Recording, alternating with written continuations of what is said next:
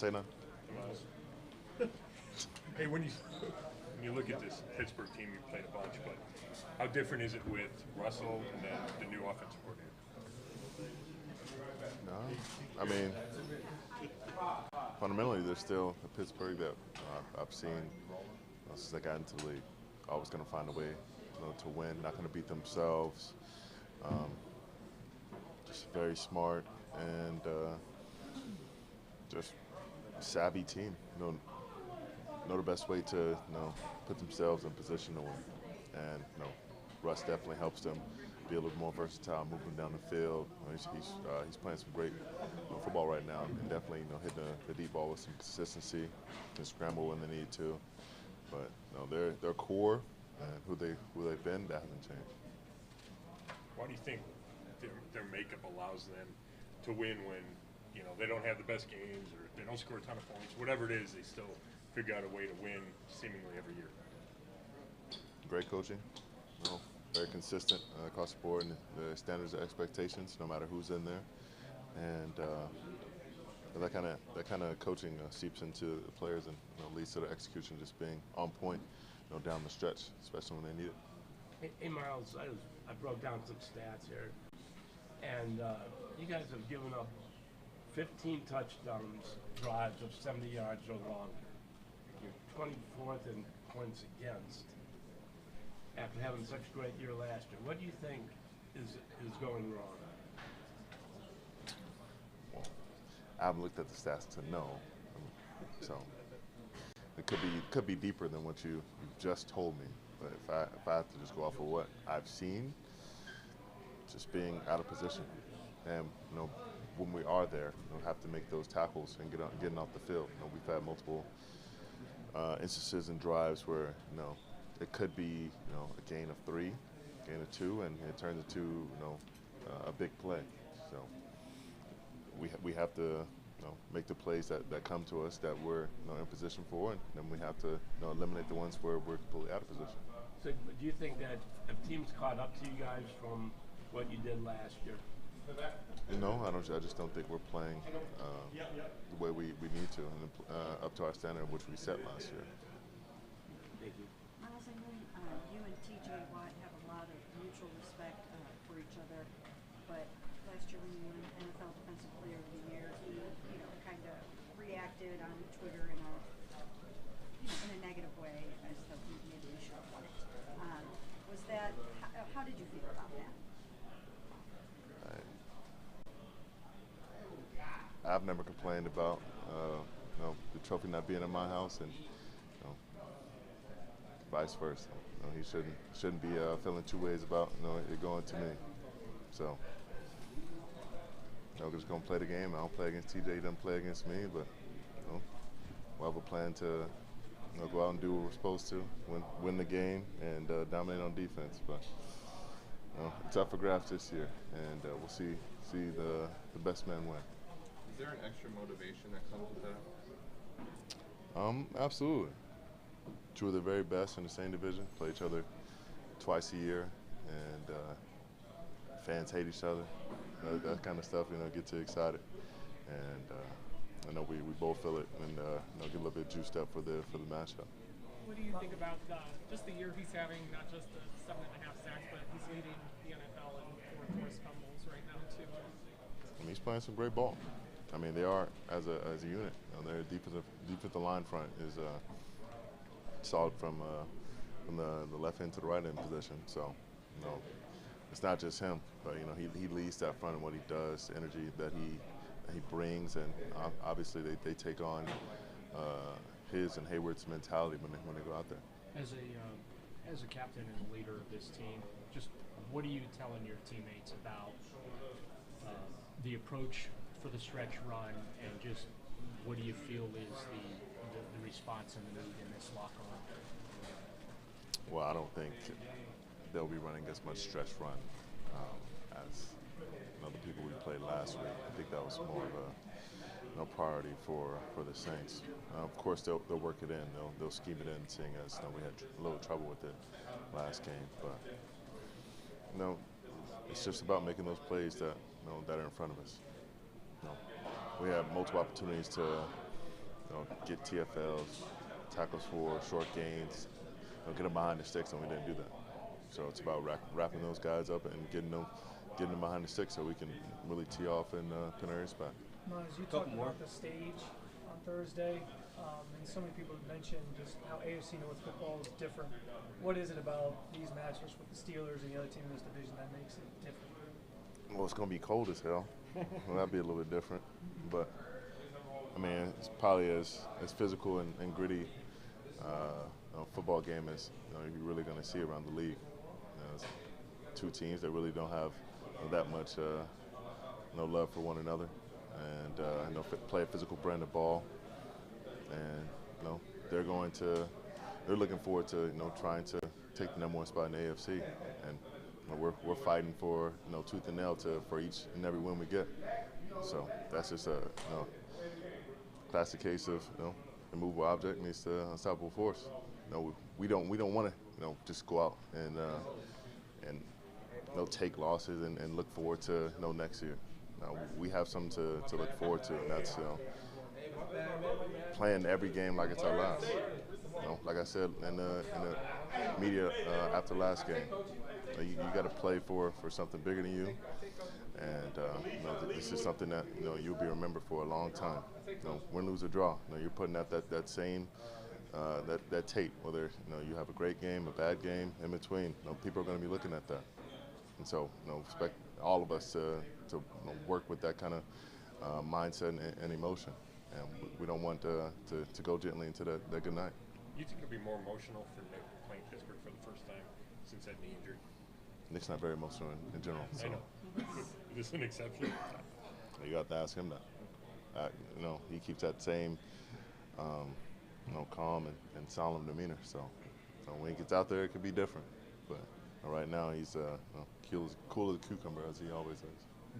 How impressive has it been to see Nick out there at all? Not that we take him for granted, but the fact that he's come back from... We do. We do take him for granted. To a degree. We probably do. How inspiring is it to see him even be out there be himself? It's amazing to see him out here in general. The guy is coming back from not one but two. He's done it prior in his career, and to have that kind of resolve, within you to say, no, this is going to be another bump in the road. This is not going to stop me. It's not going to draw the line for me here, and to continue to work his ass off day in and day out to get back on this field and play the game that he loves, and move in the way that he does. The guy is one of the most athletic people on the field every time he steps on it, and to get back to even 99% of that, 95% of that, takes a whole hell of a lot of work, and he did everything that he can to put himself in position to make some huge plays for us, and be that cornerstone that he always has been. So massive amount of respect for him. Did TJ ever say anything to you after that disc kind of went viral a little bit? No, he didn't say nothing to me. No, he got to apologize when I see him. Yeah. And did this change the way that, I know you're friends, did this change the way that you view him or feel about him in any way? I wouldn't say we're friends. I would say we're friendly, and I have a respect for him and his brother. They've both been great figures and advocates for this game. But it doesn't really change anything. But we'll see what happens on Thursday. Thanks.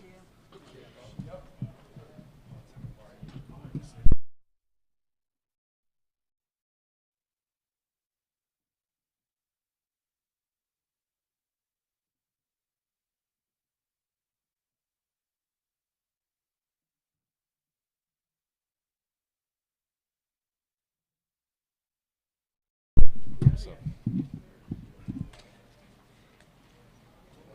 Does this game evoke any special feelings, thoughts, memories about what you had to go through last year and how far you've come back?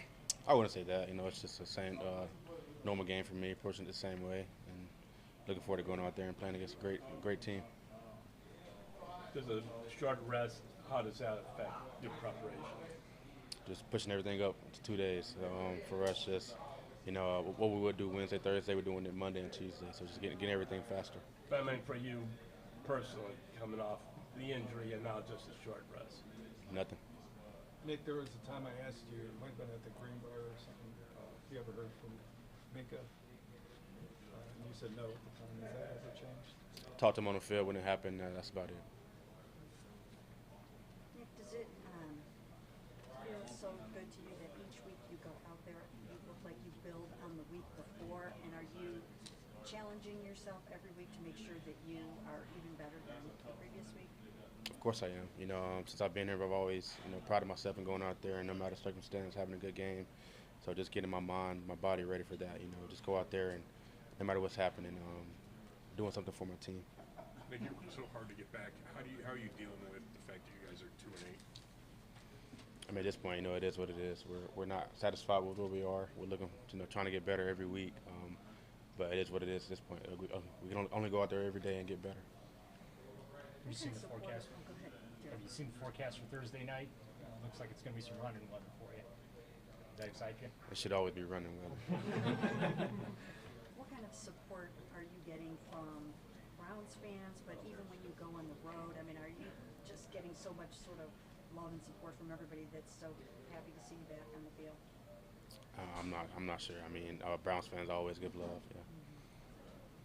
Nick, I guess like hearing you talk about this game, hearing Kevin and Myles basically say they don't think you'll approach it any differently. I guess is that just part of your personality as a player that you're not going to get overly emotional for any one contest? Yeah, that's just who I am. I mean, it's a football game. I got to go out there and play. So no matter who we're playing and what we're up against, I'm always in the same mindset. After your second game back, you said you feel better. Does that continue each time you're out there? Yeah, it does. Nick, what do you think it is about Jameis that allows him to get so many other guys involved in the offense, especially the receiver? I mean, he sees the field well. He knows where everyone is, what everyone's assignment is, and he knows that you're supposed to be there. And I think the guys trust him. He trusts the guys with the chemistry and everything. So it's working out well for us. Nick, when you're facing the Steelers, what do you just have to prepare for, knowing that you're going to see from them regardless of what year it is, what game it is, who's out there? It's going to be a physical battle every year. Those guys play hard up front. Linebackers, secondary, they all play hard. They play smart. They play sound. And every game we know it's going to be physical, and they're going to play all 4 quarters. Nick, how much does it help you to have Jerome back, kind of splitting the load? And how have you seen him grow in the last couple of years? It helps a lot. Jerome is a special player. I mean, he can do everything you want him to do on the field. He's fast, explosive. He has great hands. He has great eyes. So it helps a lot. It takes the load off. Because you just said the Steelers game is always a physical game. Is that a more fun game for you when you know you're in for that type of physical battle? I mean, yeah, of course it is. I always look forward to playing the Steelers. I know Mike Tomlin did it last year too. He called you Mr. Chubb again in his press conference. Just that sign of respect from him. What do you think it says about what you've done in this rivalry and your time in the league? I mean, we've seen each other a lot of times. I guess that's why I'm not sure how to comment on that. What about a player like Cam Hayward who just continues to bring it year after year after year? How good is he and what makes him so? I mean, he's really good. Probably just how big and strong he is and his motor. I mean, he never gives up on the play. For him to be so big, he can move really well. So it's always a challenge going up against him. So, Nick, you've been here long enough to know what beating the Steelers means to Browns fans, no matter what the records are. So what do you think beating the Steelers would undo a lot of the 8 losses? It would. Hopefully it will help some, but we dug ourselves in a hole here. So, I mean, any win will help, but definitely just for, the city of Cleveland, we definitely would like to get this one. Appreciate it. Thanks, Nick.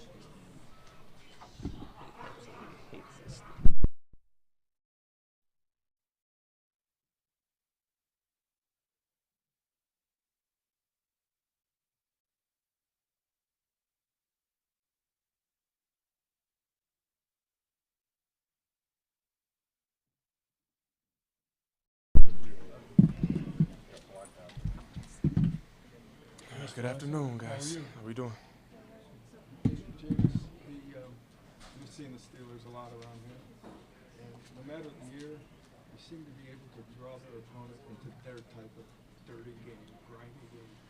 Do you get that watching them, and how do they do that? Well, I believe the Steelers just, since I've been growing up, have had great leadership from the head coach position, and Coach Mike Tomlin is one of the best of the best. So his team definitely reflects on the type of person that he is. So I know that's why that team is very disciplined, and that's why they play with their whole heart. Like some coaches won't kick 6 field goals, and they've done it twice this year and win. Just, do you think they're rare in that case? Well, I think it's whatever is required to win, and whatever that means. Like, is it 6 field goals? Is it 2 block punts? Is it 5 touchdowns? You know, it's whatever's required. James, you've never played them, right? Mm-hmm. First, is it surprising that you've been in the league a long time, you've never played them, and just looking from the outside, what have you always thought about that defense? Just always, again, it starts with that head coach. You know, I got so much respect for him and the man that he is, and like that defense is they're bend but don't break defense, and they're disciplined. They're a sound defense. They don't make mistakes. They're really good. They got 3 premier rushers, 2 on the edge, 1 in the interior. They got a Patrick Queen is playing better than he's played. You know, they got a young corner that's elite. They got a veteran corner that I've seen over the course of my career. He's fast and likes to take chances, and they got a safety that's a ball hawk. So they're stacked on every level. I think the main focus is the Cleveland Browns have to come and play Cleveland Browns' best version of football. James, when you talk about that Steelers rush, obviously TJ's in the middle of all that. Just for you, as you're preparing for this game, how do you prepare for a team that brings the heat the way they do and is not afraid to be aggressive and take the football away?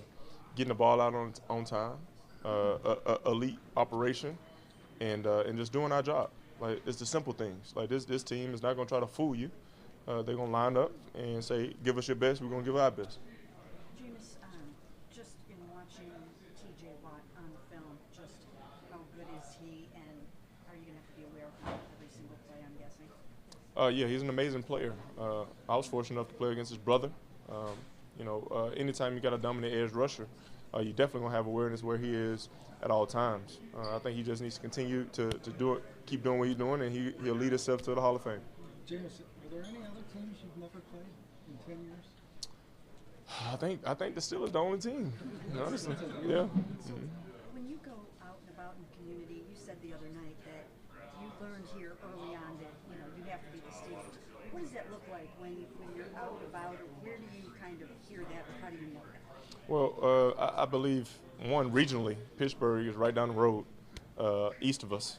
So it's about 2.5 hours right of us. And I think that breeds the rivalry, I don't think a lot of people talk about Cincy down south. I think there's more in-state. But just growing up, seeing the blood, sweat, and tears that happen in these games. Like, these games are hard-nosed, hard-fought, true definition, cold weather football game. Football weather, football game. Like, this is the premiere. When you're growing up watching NFL films, hearing that amazing voice come on when you see the Steelers, and then he always talk about the Raiders, but the Steelers are in the Browns division. So, this is a big game, and we got to get this for our fans. Jameis, along those lines, you mentioned the cold weather. You're going to get your first taste sort of this Northeast Ohio weather potentially on Thursday. I don't know how much cold weather you played in your career, but how do you kind of prepare for that and get ready to have this offense be successful?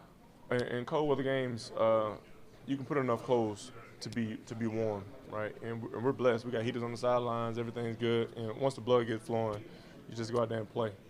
With the rain and the snow, obviously it's a premium on ball security from all the ball carriers and making sure that we're being very decisive with what we're doing in terms of play calling and execution. Do the elements make the game more challenging to you or more fun? A little bit of both. But like, that's what you like, man. When I was young, I played in this thing called the Mud Bowl, where we played against Center Point, Alabama, where it was pouring down, raining. Like our cleats are sinking into the ground before we ball, like, you know, we running cross buck and we running wing left, like we doing all these like old school wing T type stuff, you know. So like this is the stuff that you play for, you know. Like when you watch football movies, you hear about the like, you know, falling in mud, having a big grass coming up in your face mask, like this is exciting. November is football weather, and you playing against one of the top historic franchises with a Hall of Fame coach, Hall of Fame players, and the Cleveland Browns 2-8. We got to show up and show out. Did you make the trip to the Saints on the Christmas Eve game? I was there. That had to be the coldest day you've ever seen. I was there. The coldest when I was trying to walk the Marble Room, and I thought I saw how far it was from the Hilton Hotel, and I decided to walk. Like that was cold. On game day, we had the heaters and stuff, man. Like it really is fun, and like just growing back as a lover of football, like just to be in those conditions.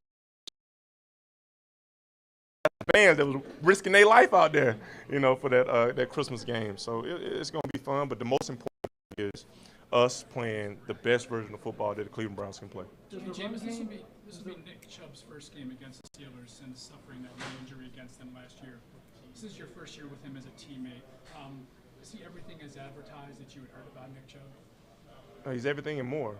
Just his poise, just his demeanor, just his, I would say, hard-nosed work ethic.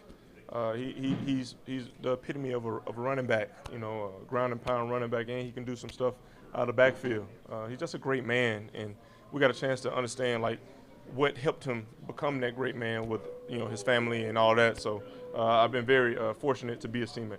Just to go back to TJ Watt really quickly, I mean, it's not just getting the quarterbacks this year, he's leading the league in forced fumbles, so I know you're always trying to take care of the football, but how much of an extra emphasis is that with that part of his game right now? I think anytime you're in the pocket, you got to have a heightened awareness of where he is, and he does it really well. So I like Jack Conklin. I think he's going to do a great job against him. So we're going to be working together to beat, you know, the Pittsburgh Steelers. TJ Watt is an amazing player, but the Cleveland Browns, have to beat the Steelers. How would you compare this rivalry to other ones that you've been a part of in terms of like? Well, this is the first time I've been a part of this rivalry. Being from the South, you know, I know about the Saints and Falcons.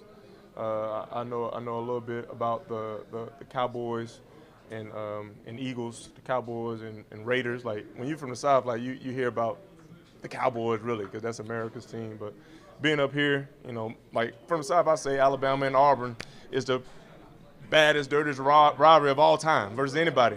You know, and y'all gonna be like, oh, what you mean? Ohio State and Michigan. Like, I'm from the South. Like, it doesn't even compare. But I'll probably get some backlash on that. But I get it. You know, but everyone has their own opinion and perspective. I think the most important thing is in these games when emotions are high, when the fans are going to be into it, like this is when you need your fans the most. And this is when we have to show out for the fans because it means a lot to them to win this game. And if it means a lot to them, it means a heck of a lot to me to go out there and get a win for them. James, you said that you thought DeJuan Jones could be one of the best left tackles in the game. Just how tough was it to see him go down? And then if you could touch on just the existing situation now at left tackle and the fact that position is. Well, I know one thing about DeJuan. I know he's going to be resilient. He's going to stay on top of his game. You get to see the gradual process of him trending, you know, into being a premier left tackle, you know. But I think this is the epitome of next man up football. Man, Jermaine Ifedi has been in this league a long time. He's a #1 pick. You know, he's been patiently preparing for this moment. So I'm definitely excited to be out there with him. I think he came in last week and did a heck of a job. So we're gonna keep leaning on him, keep lifting him up, and we're gonna keep pushing forward. James, with the weather being what it is, with this being obviously a physical game in the AFC North, does the run game become a little bit more important for you guys as an offense in this one? I mean, I tell you, like anytime I'm at quarterback, I want to run the football. Like I think like that's again, I'm a football lover. Like back in the day, like it wasn't nobody passing the ball, it was running. Like that is the easiest, most efficient way of changing the outcome of a football game. I think it poses your will on a defense. I think it's exciting to hear the clicks and the clacks, and it just helps you, get some juice, man. Running the football to me is so important, and I'm happy we got the running back we got. Jameis, receivers talk about you giving them a chance to make a play. So what goes into that? How much trust is needed on your end and even their end to make that connection come about? Well, I think we have a group of veteran receivers for the most part. Said is our youngest pass catcher, and I think it's just the work that they put in every single week. They know that I won't. We talk about the precision passing game. I want you at this place at this time, and they strain and they work to get there. And they know, hey, versus man-to-man coverage, what does that mean? You got to win. Like regardless of how you get open, let's win, and I'll put the ball on you. So I think when you got a play caller like Ken, who's giving all of them opportunities, you keep them engaged. And once receivers, when receivers get engaged, like it's the best of both worlds. They want the ball, they're blocking for each other, they're out there executing, and it makes football really fun. Appreciate it. All right, thank you. Thanks, James.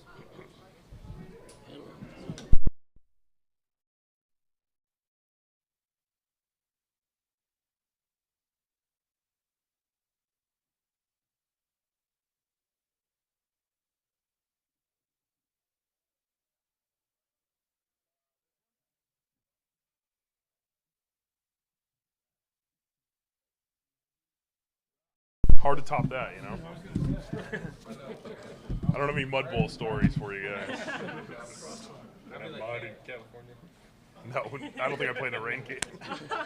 Don't want to weigh in on Ohio State, Michigan versus the rest of the college football. No. Joel, is that a player you've gone against more than Cam Hayward? Probably not. That's probably the guy we've battled the most in my career. I mean, can you believe he's still going? I mean, what are those matchups like? He's playing really well. Last year he had some sort of surgery or like he was out for like part of the year and you wondered like, oh, is he how's he feeling? But you watch the film this year and he's back to that level he was before the injury. So he's playing at a really high level. It's a good battle though. He's a great player. He's been a great player for 14 years now I think, or something like that, 13 years, and so it's always a challenge. But they have a great front. That's where they've built their team. Him and TJ and all the other guys too. So it'll be a big challenge for us. Joe, I think from talking to Nick, it sounds like he's not going to assign any more emotional importance to this game, just it being the first time he's seen the Steelers since he got hurt. Just how have you seen him handle everything with coming back from this?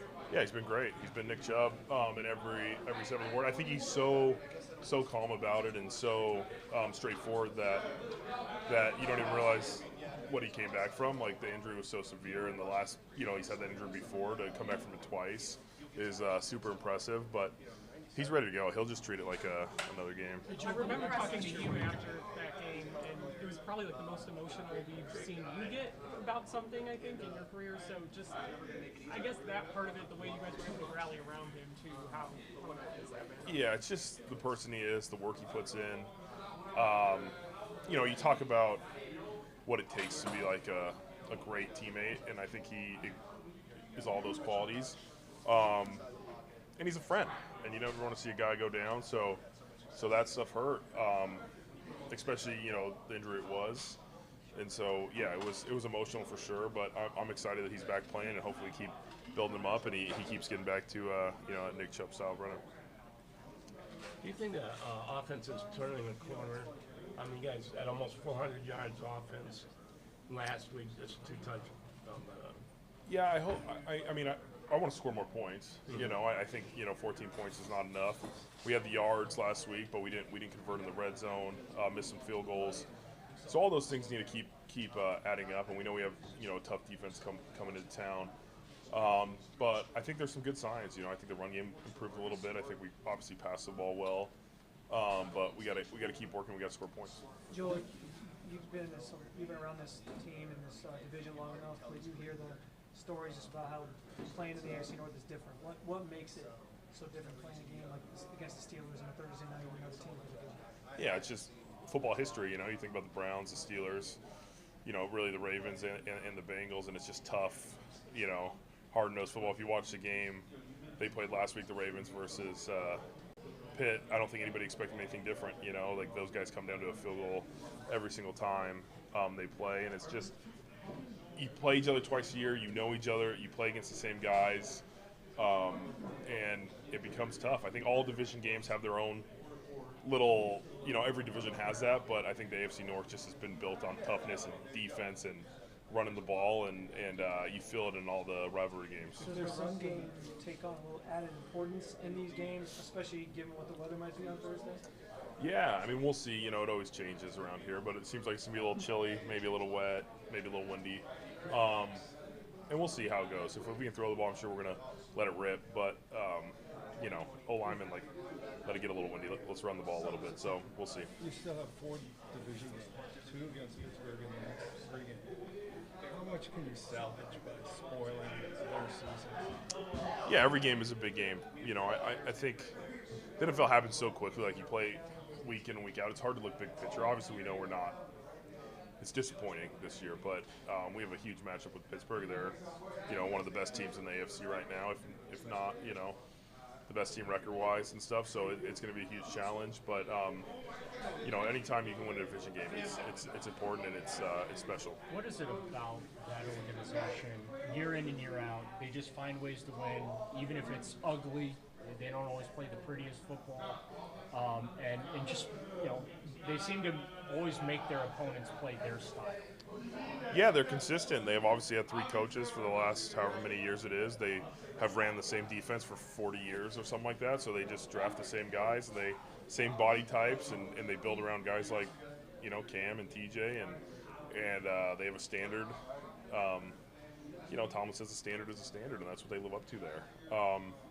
So it's impressive. Obviously, they're a rival, and obviously, we don't like them, but they do a good job over there, and I think it's consistency and just having that coach and organization in place for so long. How did number 65 do in the last 3 games? GI stepped up. I mean, he's been practicing all year. He's obviously ex first round pick, has played a lot of football in the NFL, and he's the guy that's going to go out there and play hard. And I thought he looked pretty good. I thought there was another tackle for me to play next to, but it was good, and he had good energy and good communication, and the tape looked pretty solid to me. Good to see Christian back. Speaking of tackles, you played next to Jerome. Oh yeah. G got back this morning. I didn't even realize we did that, and I saw him at breakfast, and I was like, oh man, he's back. We were watching some of the stuff from last year, and he was playing left tackle a bunch, so it'll be good to have him back. He's a great guy in the room. Hey, Joe, how much is Jameis been able to open up the rest of the offense with his ability to make plays down the field and a bunch of different guys? Yeah, he's going to take his shots. He's gonna make his plays, and I think teams respect that, and they understand, like, if he has a shot, he's going for it. And it helps us so they don't load the box as much. It gives us a chance to try and run more under center, play action, some outside zone scheme offense. At the end of the game, TV looked like it caught you and Jameis having a moment on the sideline. Is that just like 2 and 8 were leaders kind of a thing? Yeah, we just were disappointed in the results. 14-14 going in the fourth quarter, and you're like, hey, we got a chance to win this thing on the road, and we didn't convert. We didn't do it. And no matter whose fault it is, you take the blame there, and you try and move on. But there's no give up in this team. Like, the guys are still going to fight, and that's kind of what we were just saying. Like, hey, we gotta get back. We gotta fix this, and we got a quick turnaround. So, Joel, you talked about consistency in the organization with the Steelers. Obviously, 2 and 8. There's going to be talk about Kevin's future, Andrew's future. What do you think when you kind of hear people talk about, well, should Kevin be fired? Should he stay? Kind of that whole thing. Yeah, I don't hear much. You're not on Twitter or Instagram or listen to the radio. So, Coach Stefanski, 2-time Coach of the Year. I don't think there's much conversation, but that's just my opinion. We're worried about the Pittsburgh Steelers this week, and I don't really think we gotta, even speculate on that right now. Joel, you kind of joked after the game about maybe having to kick out to left tackle if the injuries kind of continue. Is that something that you actually are preparing for, though, in any capacity? No, it's all emergency based for me. I just worry about playing left guard, and then if something ever happens in the game, then I'll see what I got left when I go out there. Sweet. Thanks.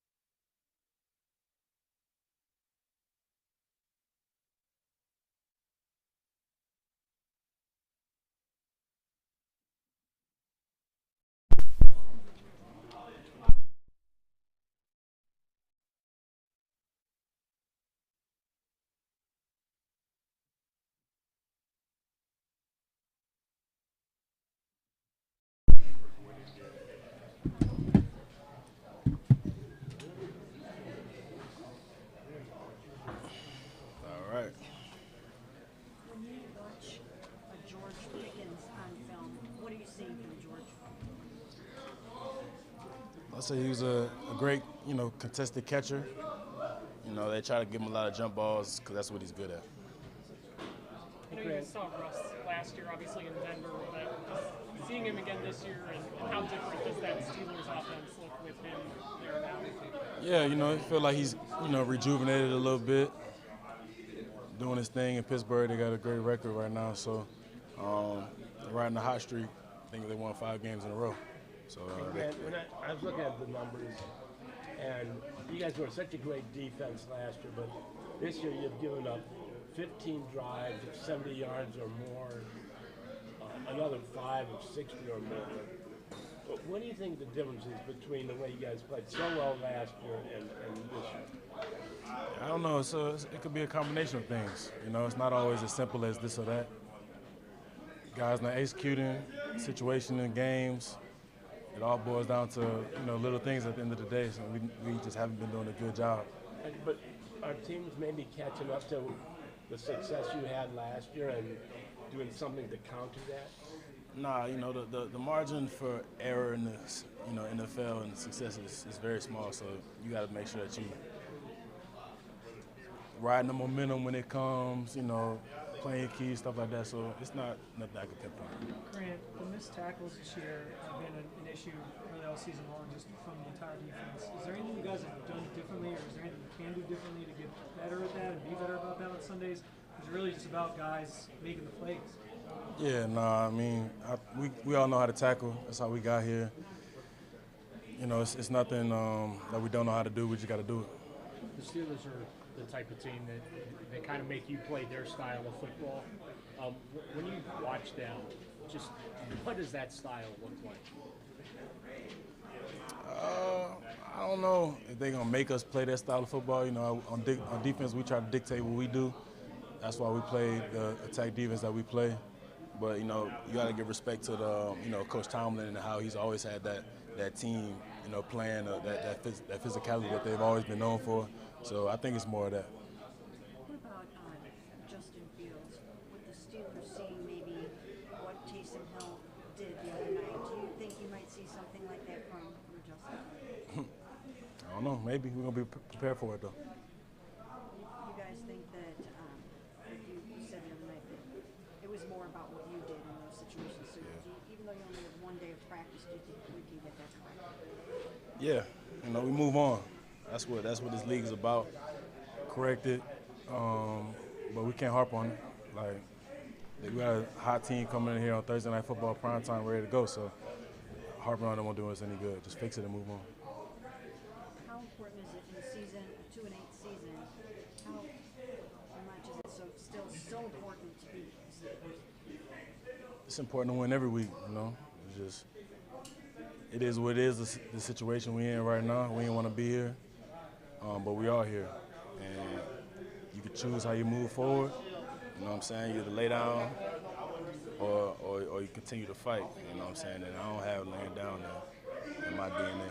How do you feel when you say that, though? How do you feel about the rest of the team? Do you feel like everyone in this room feels the same way that you do? I don't know, man. All I can do is lead. I want to think so that we do.